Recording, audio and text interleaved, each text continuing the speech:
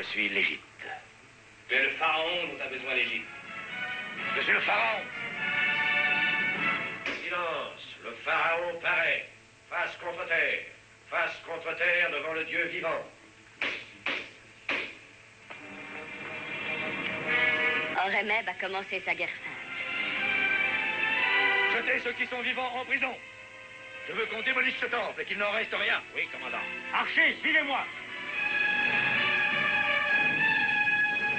Violaine von Oyek, bonjour. Bonjour. C'était un extrait du film L'Égyptien de Michael Curtis, l'arrivée sur le trône d'Égypte d'un pharaon, Horemheb, qui fut à la fois un des plus grands souverains d'Égypte et un des moins connus. C'est peut-être d'ailleurs pour cette raison, parce qu'on sait peu de choses de lui, que vous avez écrit son histoire dans un roman. Mais j'aimerais qu'avec vous, on rappelle ce que l'on sait de Horemheb et surtout de l'Égypte à l'époque à laquelle il est arrivé. Il a gouverné l'Égypte, il est arrivé au pouvoir, c'était il y a plus de 3000 ans, hein, c'était, je crois, il y a même 3300 ans, et l'Égypte était alors à l'apogée de sa puissance.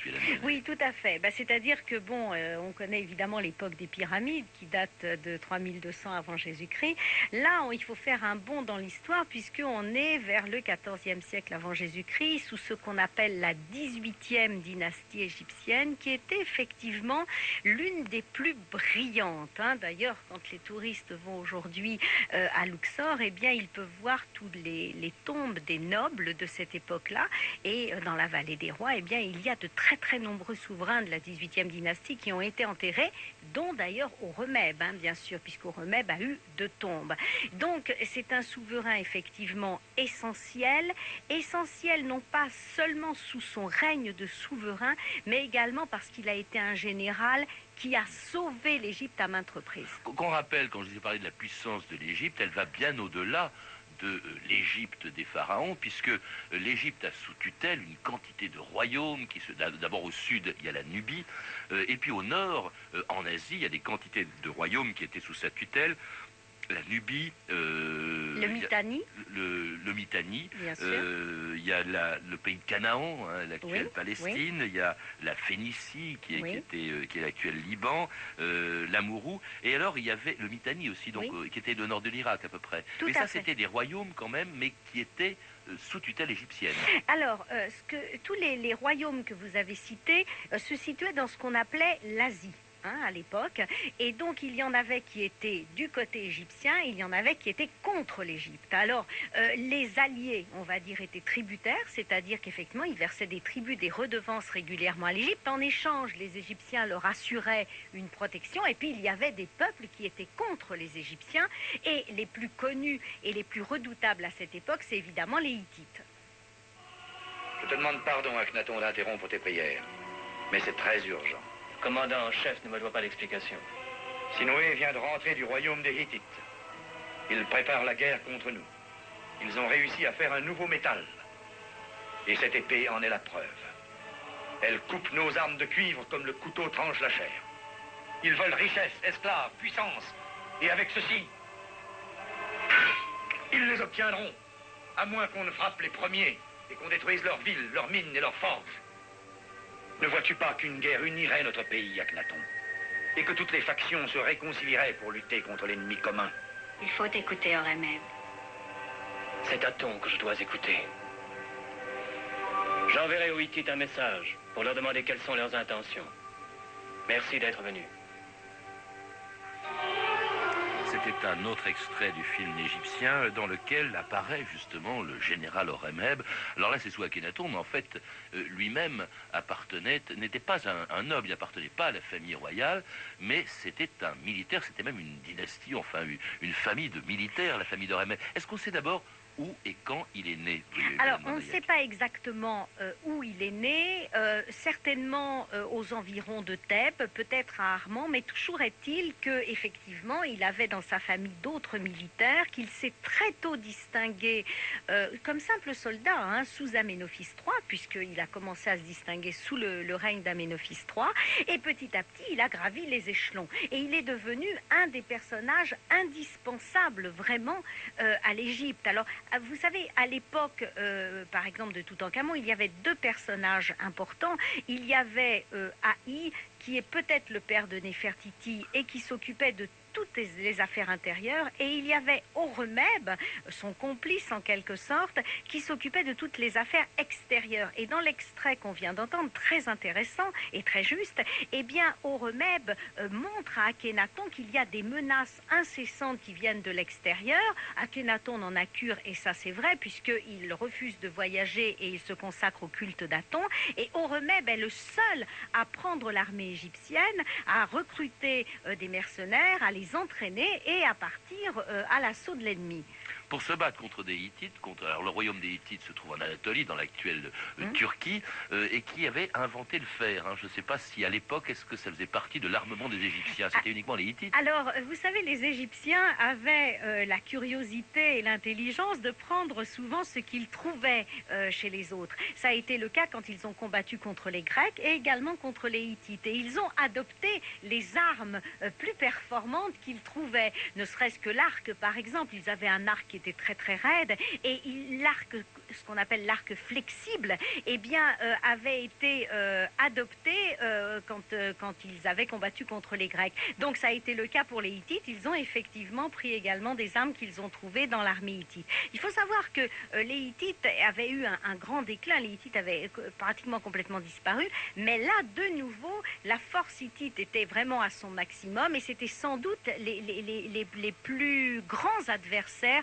de l'Égypte. Il profite peut-être aussi de l'affaiblissement de l'Égypte à l'époque des rois ou des pharaons sous lesquels Horemheb a servi. Vous avez cité Aménophis III, dont on disait qu'il était vraiment un pharaon très nonchalant, aimant beaucoup les femmes, vivant dans sa capitale, à Thèbes, mais sans beaucoup se préoccuper des affaires extérieures.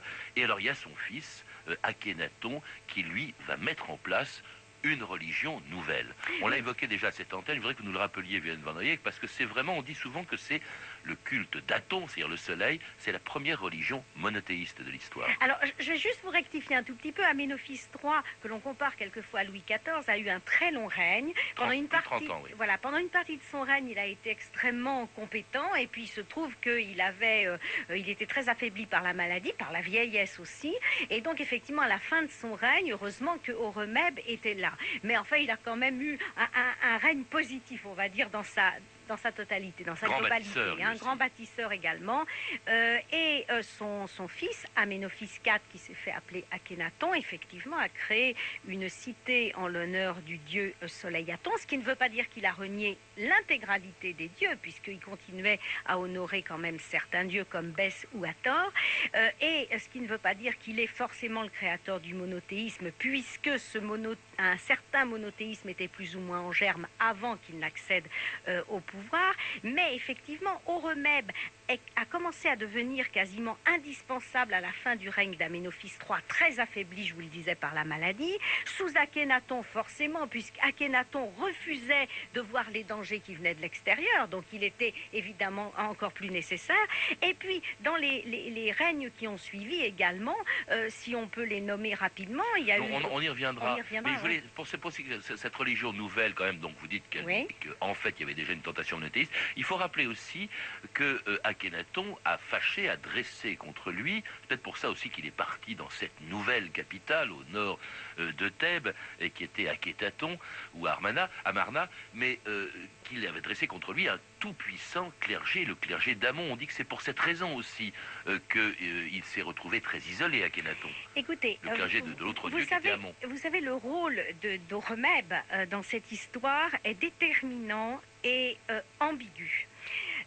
Il faut voir les choses, parce que finalement c'est Horemheb qui manipule. C'est un homme de coulisses quand même. Il gouverne déjà, quoi. C'est un homme de coulisses. Avec Haï, comme je le disais, donc lui qui s'occupe des affaires intérieures, il gouverne déjà. Il est déjà là, il prend déjà les décisions. Alors, voyons ce qui se passe effectivement avec le clergé d'Amon. Aménophis III est très mécontent du rôle, de la puissance que prend progressivement le clergé d'Amon. Les grands prêtres de Karnak deviennent vraiment trop puissants et gouvernent quasiment à la place du roi. Alors, certes, à l'époque, le roi gouvernait avec le clergé, mais là, c'était trop. Donc, Aménophis III avait déjà eu tendance à s'éloigner un peu du clergé d'Amon. Son fils, Akhénaton, bâtissant une cité en Moyenne-Égypte et en voulant diriger en Moyenne-Égypte, s'éloigne encore davantage, bien évidemment. Mais Horemheb, au départ, ne voit pas ça d'un mauvais œil. Il a même plutôt tendance à le conseiller. C'est seulement plus tard qu'il va prendre conscience que le clergé d'Amon est au bord de la révolte et de la colère. Et effectivement, il se rend compte aussi que ni le peuple, ni les courtisans, ni les fonctionnaires n'acceptent ce déménagement et ce changement de religion. Et Horemheb va tourner sa tunique, en quelque sorte, et il va donc s'éloigner d'Akhénaton et progressivement revenir vers le clergé d'Amon. Au point qu'on le soupçonne même d'avoir éliminé ou comploté contre Akhénaton. J'aime Akhénaton autant que j'aime mon bras droit. Mais si mon bras était gangréné, sans hésiter, je le couperais. Tout comme Akhénaton doit être coupé de l'Égypte. Dites-moi une chose. Qui lui succède sur le trône? Qui d'autre que celui qui commande les armées qui sauveront l'Égypte et en fera à nouveau la plus grande puissance au monde? Oui. Horemheb. Ils t'ont dit comment ils pensaient avilir le trône? Oui, ils m'ont dit qu'Horemheb serait le pharaon. Oui, et c'est moi qui serai sa reine. Je lui ouvre la porte de ma chambre ce soir, et demain notre mariage sera proclamé dans les temples des anciens dieux. Je vois. Un bon plan. Ce mariage rendra Horemheb acceptable à son peuple. Et ce mariage sera celui de Horemheb avec Moutenejmet, qui était la belle-sœur, je crois, d'Akhénaton. Mais Horemheb n'arrive pas, contrairement à ce que ce film le laisse entendre, n'arrive pas tout de suite au pouvoir à la mort d'Akhénaton. Il y a eu entre-temps 3 autres pharaons, Violaine Van Oyek. Oui, alors à la mort d'Akhénaton, effectivement, règne Sémenkare, qui est un des fils d'Aménophis III, qui a un court règne, et puis vient quelqu'un que l'on connaît davantage, qui est Toutankhaton, qui devient Toutankhamon. Et suite à ce court règne aussi de Toutankhamon, eh bien, règne Haï, un pharaon que l'on connaît mal, qui a pourtant aussi, lui aussi, sa tombe dans la vallée de l'Ouest, à côté de la vallée des rois. Donc Haï, qui est peut-être le père de Néfertiti, et vient enfin, à la fin de ce qu'on a appelé... La femme de Toutankhamon. Voilà, la femme d'Akhénaton. La femme d'Akhénaton. Et à la fin de la dynastie, ce qu'on a appelé la fin de la 18e dynastie, arrive donc, règne enfin Horemheb. Donc vous imaginez que quand il prend le pouvoir, il n'était plus très jeune, bien sûr. Mais alors, Horemheb, qu'est-ce qui fait qu'il est légitimement pharaon? Parce qu'il n'appartient pas à la famille, justement, à cette 18e dynastie. C'est un roturier, vous l'avez dit, Violaine Van Oyek, c'est un général brillant, mais il n'a aucun lien de sang, si je puis dire, avec ses prédécesseurs.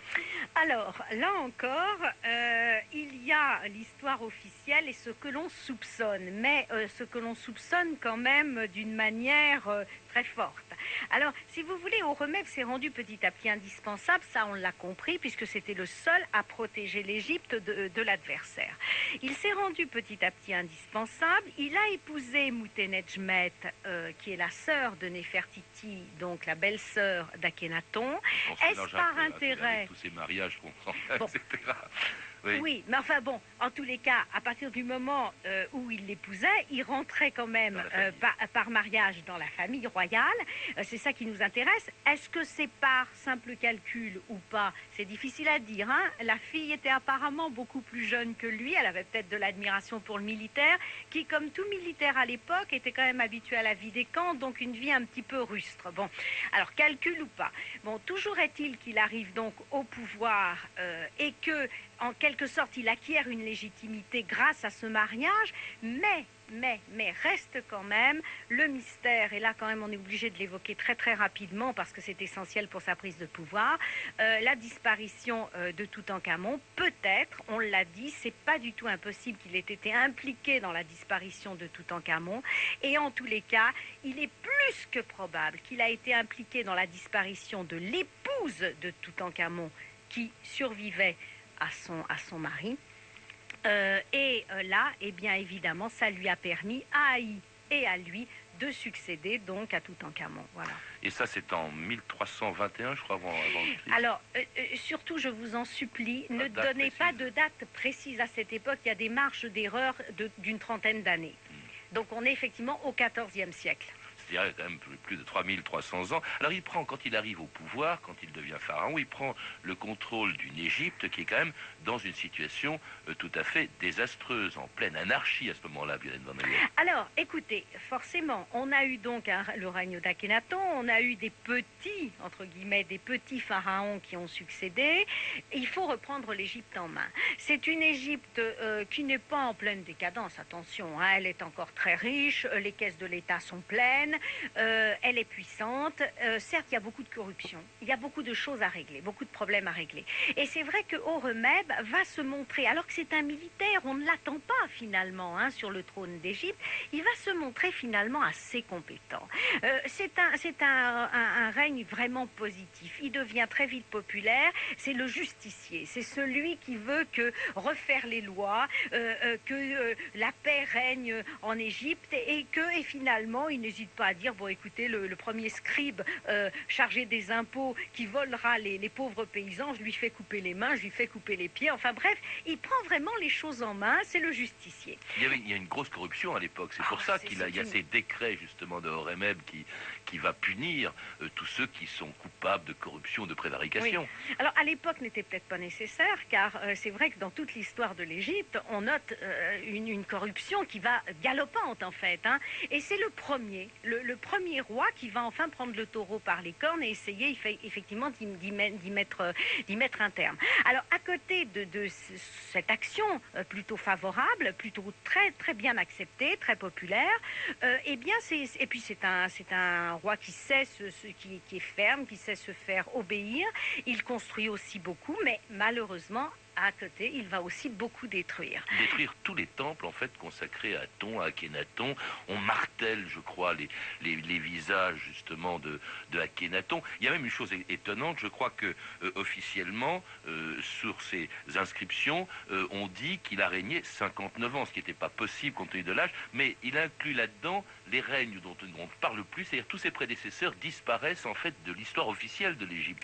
Vous savez, à l'époque, il y avait des listes pharaoniques qui dressait donc les noms des rois et lui-même décide de reprendre ces listes et de faire disparaître tous les pharaons qui lui déplaisent. Donc il met son nom à la suite de celui d'Aménophis III. Voilà. Alors il accepte Aménophis III, justement, qui a eu un règne assez favorable. Et puis alors il fait disparaître Akhénaton, l'hérétique. Hein. Il fait disparaître Semenkaré, qui pour lui n'a pas beaucoup d'intérêt. Toutankhamon, qui était un jeune roi qui n'a rien apporté. C'était surtout Horemheb qui gouvernait à l'époque de Toutankhamon. Voilà. La seule célébrité de Toutankhamon, c'est qu'on a découvert sa tombe et qu'elle était intacte, mais autrement... Non, mais ça, sur ce point de vue-là, il peut avoir raison. C'est pas une raison non plus pour marteler le nom de ses prédécesseurs ni détruire ses statues. Et puis il a fait disparaître Haï également. Et comme beaucoup de pharaons, il s'est attribué souvent les statues des uns ou des autres. Notamment, il a pris quelques statues de Toutankhamon, il a fait marteler le cartouche, le nom de Toutankhamon, il a mis le sien à sa place. Il a même été jusqu'à faire marteler, on le sait aujourd'hui et depuis peu, sur le temple d'Hatchepsout, des représentations d'Hatchepsout. On pensait que c'était d'autres pharaons qui l'avaient fait, on s'est aperçu que ça avait été fait à l'époque d'Horemheb. Donc vous voyez, il a quand même, parce qu'il ne supportait pas non plus qu'une femme ait pu régner. Donc il a vraiment fait le ménage, comme on peut dire aujourd'hui. Alors c'est un peu malheureux parce qu'on a beaucoup perdu. Nous, historiens, archéologues, on a beaucoup perdu. Et aujourd'hui, eh bien, on est obligé d'essayer de rétablir la vérité.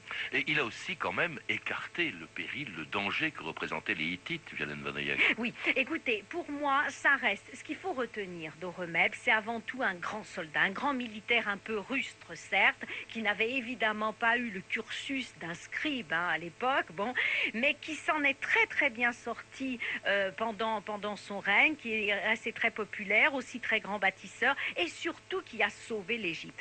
Il faut le dire, sans Horemheb, l'Égypte aurait été envahie par les Hittites ou par les Libyens, peut-être aussi par les Nubiens, parce qu'il y avait un tel laxisme à l'époque qu'à la limite, tous ceux qui convoitaient l'Égypte, et Dieu sait s'il y en avait, eh bien se seraient installés en Égypte, et puis on aurait connu une nouvelle période d'envahisseurs. Il ne faut pas oublier que les Égyptiens avaient encore en tête d'avoir été envahis sous la dynastie précédente. Envahisseurs qu'il a combattus, contre lesquels il a fait campagne, tout en continuant de faire disparaître tout ce qui en Égypte se dressait contre lui. Ô Pharaon, les commandants des armées que tu as défaites implorent la pitié du Pharaon. À genoux. De quoi cet homme est-il inculpé? Il a parlé publiquement contre le Pharaon. Il a amoindri les victoires du Pharaon en Syrie et dans les pays hittites. Il a blasphémé contre les dieux et commis des actes de haute trahison innombrables. Y a-t-il quelqu'un ici qui veuille défendre cet homme? Il faudra donc que tu te défendes toi-même. Je ne parlerai pas pour moi, mais pour celui dont tu essaies d'effacer jusqu'à la mémoire, pour celui dont tu veux détruire le nom, pour Akhenaton. Ce nom est défendu. Tu peux faire la guerre et revenir vainqueur. Tu peux conquérir sans savoir que c'est une défaite. Tu peux même faire mourir l'Égypte sur ses victoires. Nous vivons dans le crépuscule de notre monde, Horemheb, et tu seras le soleil couchant. Le moins qu'on peut dire, Ben Vanoyak, en écoutant cet extrait de film, c'est qu'il n'a pas été le soleil couchant de l'Égypte, Horemheb. Non, ça n'a pas été le soleil couchant, c'est celui au contraire qui a permis de relancer finalement cette 18e dynastie à l'aube, justement ce qu'on a appelé la 19e, et puis Il est après le dernier l'époque des représentant de la 18e dynastie, même s'il ne fait pas partie directement de la famille royale. Tout à fait, et puis bon, il est à l'aube donc de cette époque ramesside, qui est peut-être aussi mieux connue des auditeurs. C'est lui qui a désigné son successeur, qui sera Ramsès Ier. Hein. Et puis, 30 ans ou 20 ans plus tard, il y aura le fameux Ramsès II. Mais au fond, il est à l'origine d'une renaissance et non pas du tout d'un déclin. C'est un pharaon qui, comme tous les pharaons, s'est beaucoup préoccupé de ses sépultures, de son vivant. Alors, il y a un peu de confusion parce qu'il y en a deux. Oui, alors... Ah bah oui, parce qu'Horemheb était Horemheb, comme vous l'avez vu, il avait quand même une certaine prétention, voire une certaine mégalomanie, que l'on peut lire d'une manière tout à fait intéressante dans l'une de ses sépultures. Alors, il y en a une que les touristes connaissent davantage, c'est celle qui se trouve dans la vallée des Rois, juste à côté de celle de Toutankhamon, là où on a découvert il y a quelques semaines des objets funéraires. Donc cette sépulture est magnifique. Elle représente le roi avec des divinités. Les peintures sont sur fond bleuté, extrêmement bien conservée. Actuellement en cours d'aménagement, fermée encore au public pour quelque temps, mais elle va réouvrir. Et la deuxième sépulture... La première, c'était sa vraie sépulture. Je crois qu'elle a été découverte en 1908. Oui, et c'est celle où il a été enterré. Bon, mais... Sans qu'on n'ait jamais découvert sa momie. On ne sait pas si elle existe. Vous savez, on a retrouvé beaucoup de momies royales à côté de la vallée des Rois, dans la vallée des Rois. Il faut en faire l'analyse d'ADN aujourd'hui pour savoir quelles sont ces momies. Donc on a peut-être retrouvé, peut-être pas. Mais ce qui est intéressant, c'est également sa deuxième tombe. Il a fait donc construire une deuxième tombe, aménager une deuxième tombe qui se trouve à Saqqara. Tout à fait au nord. Exactement, qui est en fin de restauration, une restauration faite par une équipe hollandaise qui a fait un travail fabuleux, fermé au public évidemment actuellement, qui représente en quelque sorte son palais tel qu'il était, tel qu'il habitait. Je parle d'un petit palais, parce que c'était un véritable domaine qui s'était fait construire, sa maison en quelque sorte, avec une grande salle hypostyle. Et c'est très intéressant, parce qu'on a retrouvé des os, des os humains, mais qui ne lui appartenaient pas. Mais on sait que son épouse, Mouténejmet, voulait être enterrée, elle, à Saqqara. Peut-être que ce sont les os de Mouténejmet. En tous les cas, on a retrouvé aussi choses très intéressantes sur les murs, tout ce qu'il disait sur lui. Alors on le voit représenter, recevant les couronnes des pharaons, où les pharaons lui auraient dit sans toi l'Égypte n'existerait plus, etc. Et bien sûr, il prend un malin plaisir dans des stèles à reproduire tous les éloges qu'on lui a faits. Vous en parlez, vous écrivez avec tant de passion qu'on s'y trouve, alors qu'il reste tant de choses à découvrir. Ce qui est marrant, c'est que l'histoire de l'Égypte est une histoire très ancienne et en même temps en perpétuelle découverte, en perpétuelle était le devenir? Parce qu'on sait finalement relativement peu de choses et on en découvre tous les jours, alors que c'est une des plus anciennes, des plus vieilles histoires. On estime à 65% ce qui reste encore à découvrir. Alors, c'est très encourageant pour nous, mais d'un autre côté, on se dit qu'on sera mort avant d'arriver au terme de notre travail. En tout cas, on a découvert ou redécouvert ce pharaon un peu oublié que l'on trouve aussi dans votre roman, Vienne von Eyck, Horemheb, roi d'Égypte, édité chez Michel Lafon. À lire également Horemheb, général pharaon de Madeleine Della Monica, édité chez Maisonneuve et La Rose, et L'art égyptien de Christiane Ziegler et Jean-Luc Beauvau sur l'Égypte. C'est un livre qui vient de sortir. Vous avez pu entendre des extraits du film L'Égyptien de Michael Curtis, édité en VHS par Fox Video. Pour jouer avec nous aujourd'hui et peut-être gagner les 20 volumes de l'encyclopédie L'Histoire universelle, édité par Le Figaro, voici la question du jour. Quand fut découverte la tombe de Horemheb? En 1908, en 1912 ou en 1922? Pour donner votre réponse, appelez le 3230, 34 centimes d'euros la minute, puis tapez sur les touches étoiles 0 et 2, le 3230, où vous pouvez également retrouver toutes les références concernant cette émission, tout comme sur notre site franceinter.com. C'était 2000 ans d'histoire. À la technique, Olivier Riotor et Christophe Papon. Documentation, Claire Tesser, Claire Destacan et Mathieu Benossi. Une réalisation, comme d'habitude, de Anne Kobilac.